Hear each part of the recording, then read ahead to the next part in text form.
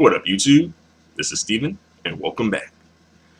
Alright, so um, before I get into this story, I just want to give a shout out to the YouTube user who brought this to my attention. And although I knew about it before this YouTube user brought it to my attention, however, he kind of reminded me of the story, and I wound up just watching the clip. Because I probably would have just been like, whatever, had this YouTube user not asked me about it. You know. So shout out to YouTube user, none of your business. All right, I see you in the comment section. I definitely appreciate your comments, posts, input, etc. So thanks a lot. All right, so Ice Cube, for some reason, decides to go on a Bill Maher show. I'm not sure why. Maybe he's getting a good paycheck from this. Maybe he has something to promote, some type of a project to promote. Maybe he's bored. Maybe he just wants to kick Bill Maher's ass. I don't know. But for some reason, Ice Cube decides to go on Bill Maher's show and converse with him about Bill Maher wanting to refer to himself as a house nigga. I don't know why. And by the way, it's like, why these white folks, Jewish or otherwise, always want to use our stuff? Like, use your own stuff. Y'all got stuff y'all can use too, especially Jewish people. But no, y'all want to use our stuff. Anywho, so excuse me. So Ice Cube, kind of more or less just puts it all out there. Like, basically, Ice Cube isn't feeling him. Bill Maher saying, referring to himself as a house nigga. Even if some black women may have made him some Kool-Aid, right? Maybe laid up with him, maybe threw that ass in his face a couple of times, etc. Right? Still, that ain't your pass. You don't get a pass for that, right? And also, Ice Cube spoke up about, people, particularly white folks in this case, kind of feeling comfortable and a little too comfortable, which I think is something that needs to be brought up. You shouldn't be feeling that comfortable, right? And also, Ice Cube talked about kind of like how the word is perceived coming out of the mouth of a white person versus coming out the mouth of a black person, right? It's perceived differently, which I'm like, of course, Ice Cube is putting it out there, but I'm like, shouldn't this already be known? Shouldn't this be common knowledge, right? It's different. But of course, when it comes to white people, they just become so ignorant when these situations come up, supposedly, like they just don't know. Like, what? I didn't know that. Oh, really? Play dumb. All right. What else is new? But that's just a tactic to avoid taking responsibility. Like, oh, I didn't know. Well, you know what? Ignorance is no excuse for the law. For breaking the law. Right?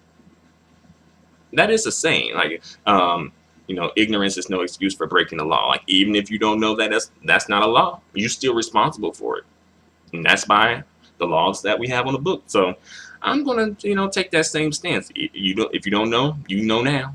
Are you gonna know now, right? But yeah, he said like the word has a lot more venom attached to it, or has venom attached to it. Well, I think coming from a black person, it can have venom attached to it as well, but it's a different type of venom, right?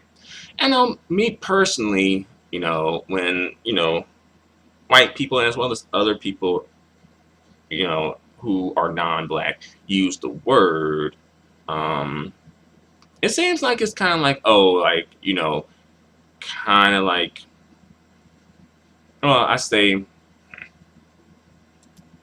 for me personally, it kind of takes on more of a racial, it takes on a racial pejorative, right? Like, I mean, I know, like, for us in the community, it's not a racial pejorative necessarily, but it is a pejorative at times, right? A slur, not necessarily like racial slur, right? Like, cause anyone could be a nigga, right? But usually it's when it's used in the community, it's usually being referred to by like dude to another dude, woman to a dude. Usually women aren't called that typically, unless they're dealing with some racist folks outside of the community, right? So also, I'm like, for the simple fact that you don't even know how to use the word, you don't really need to be using it. Let alone the moral and ethical implications that come along with this, right? Um, and then Bill at the end tried to throw a little shade to me by saying, "Oh, you drove home your point." Where I'm thinking, okay, why do you feel the need to say that? I guess maybe he got tired of being lectured by Ice Cube. But I'm like, well, why did you bring him on your show to begin with? Did you think he was just going to be like your buck dancing Negro, your um, um, call a coon up, call a coon to come out and rescue you? I think you should know by now, right? Well, and then Ice Cube had responded like, these points were made, but they weren't made by me. So basically saying that, he's going to make this point because these points were not made by him. Or, something to that extent, right? All right. And also, Simone, I don't know her last name. But I think some people may have been a little ticked off by Simone because they felt like she was turning this into like a gender thing, which I didn't see it as a gender thing. I just saw it as a black thing, me personally. I just thought like just us as a collective, right? Not man, not woman, etc., right? But she says she brought it up because she feels that black women are left out of this conversation at times, which I can understand that aspect of it because I do feel like sometimes black women specifically are not, addressed and represented at times. But I feel like I'm not sure if this was necessarily the situation for it. And also she had brought up, I'm like, oh, black women worked in the house. So, and I'm like, well, there were black women that were working in the field, right? As well, there were black males who were probably working in the house too. And usually, like for me personally, I saw the house versus the field as like more like a light skin versus dark skin type of thing, not like a gender thing, right? Because there were black women working in the field too.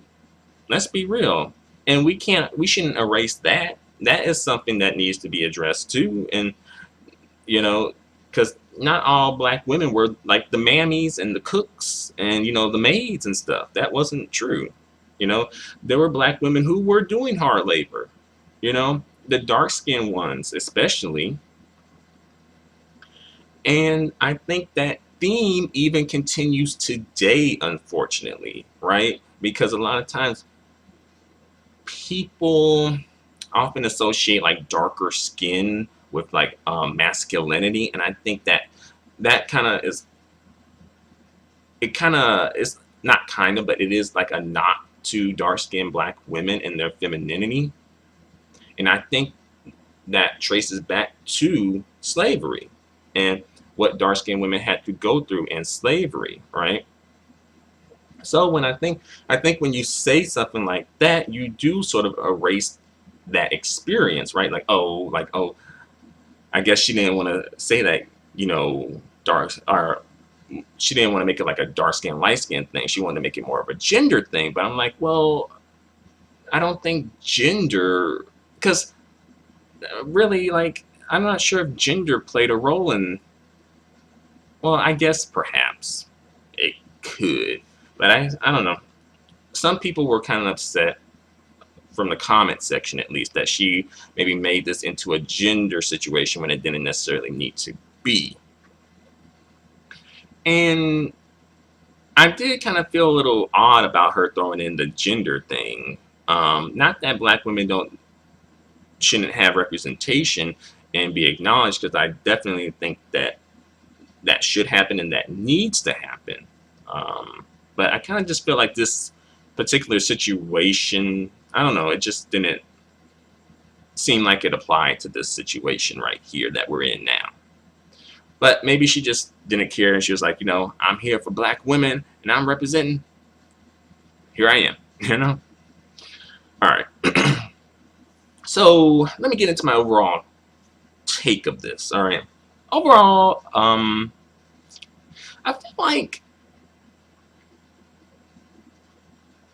feel like Ice Cube did a respectable job of addressing this situation, right? He was on national TV, so he probably didn't. He had to make sure he kind of represented himself in a certain way. As you know, Ice Cube does work in the industry, so he does kind of have to be a little careful of what he's saying. He can't just go totally full force and just, whoop Bill Maher's ass on stage, obviously, or he probably is going to get blackballed from the industry, right? Despite his movies being geared towards African American audiences, still, if you piss off the wrong people in that industry, you will most likely be, banned from that industry. You will be blackballed, right? Ask Monique. Well, she's saying she's lowball, not blackball. But ask Mel Gibson, right? When's the last time we heard about Mel Gibson, right? I bring that up to say that Ice Cube, I think he did a respectable job, and I think considering the circumstances that he was in and the situation that he was in, I think he did a really good job of addressing this situation. I think it could have been better, perhaps he could have brought up, like, the history of this word, and probably asked Bill Maher, put it out there to him, like, like, Bill, where did this come from? Because oftentimes when these conversations come up, like, white folks want to put it on us, like we just invented the word. But I'm like, no, that's not completely true. We got the word from you, white people. You beat it into us for centuries. And we made the mistake of passing that down through generation, through generation, through generation, and making it okay in the community. But even still after slavery, we just couldn't escape that word. Like, white people always called us that word. So then some black people just said, hey, let's just embrace the label. Oftentimes people who are labeled with negative labels, sometimes they end up just embracing the label. Like, women sometimes embrace being, called a bitch, and try to turn it into like something positive. Like, yeah, like some women be like, they that bitch, and other groups do it too, right? But when these conversations come up, folks often don't want to acknowledge where the source of the word and how we, came to learn it, and came to embrace it even. I know that's kind of, cringe-worthy and sick, but we have embraced the word, I don't think we should have, as a group, and that's not to I'm not trying to sit up here and say like I never said the word, because I have, I definitely have. In the immediate family that I was raised in, I did hear the word a lot. In the neighborhood that I lived in, I did hear the word a lot. In the school that I attended, I did hear the word a lot. In my, just day-to-day life, I did hear the word, and I, grew up in just a majority black setting. So it didn't come off as, anything that was particularly odd or strange, Although I will say, when I would, visit with my like father's side of the family, the word never came up really. I never heard my father or his brothers say the word. I know one time when I was a kid, I said the word, and my grandfather got upset by it. Um, Although we never really had like in-depth discussions about this word, but I just, as far as like my father's side of the family, I just never heard them say it, you know. And I do have like experiences, like a lot of experiences with my father's side of the family, much more than like my mother's side of the family. But I know like my mom and my immediate family, right? And they did say it. But I guess when it came to my father's side, they didn't pick it up and embrace it for some reason. It probably has to do with their positionality within society, right? Because of like you know a lot of my father and a lot of his relatives do have quote unquote the complexion of protection, so it may sound a little bit odd coming from them, but another story for another day. As far as this story is concerned, Ice Cube, again, he did a respectable job. He could have went a little deeper with it, but he also had a time limit to work with too, because obviously you just can't, spend the whole episode talking about this. Well, probably should have, but no. But something else I do want to bring up is that the people who we consider our advocates, as far as like us as Black people and people in the media who we consider to have our back. To me, I feel like if you're in the industry or you are supported by like white supremacy in some way, whether it's directly or a roundabout way, I feel like those particular people will not be able to advocate strongly and forcefully for Black people, because they have to kind of like balance out their obligations and make sure they don't piss off the white folks who are in positions to give them opportunities, as well as wanting to speak on issues. And I know for Ice Cube, he seems like he's someone who would want to speak on some issues pertaining to who he considers his people. Right? He seems like that person, and I'm not knocking Ice Cube or anything like that. I don't want that to be the message, because I'm not. All right, but I'm just speaking in general, like the people who we feel like if we're gonna have people who are advocating for us, they can, if they're in the industry and they're connected to white supremacy in some way, they can only do so much. So I feel like we got to have people. It's good to have people in the industry, but I think we definitely need to have people who are outside of the industry and who want to remain outside of the industry, because a lot of times they kind of start out, not being supported by white people and white supremacy and whatnot, but then along the way they get caught up and start getting supported by these folks, and then they have to be sort of like beholden to them, right? And I feel like for people who claim pro-Blackness or people who are part of the pro-Black community, are people who are down for eradicating white supremacy, right? Because some people don't refer to themselves as pro-Black. Like me personally, I don't refer to myself as pro-Black. I know Cynthia G does not refer to herself as pro-Black either. And I have like my whole reasoning on that, but that's another video. But yeah, I wouldn't be offended if someone called me pro-Black, but I don't refer to myself as pro-Black.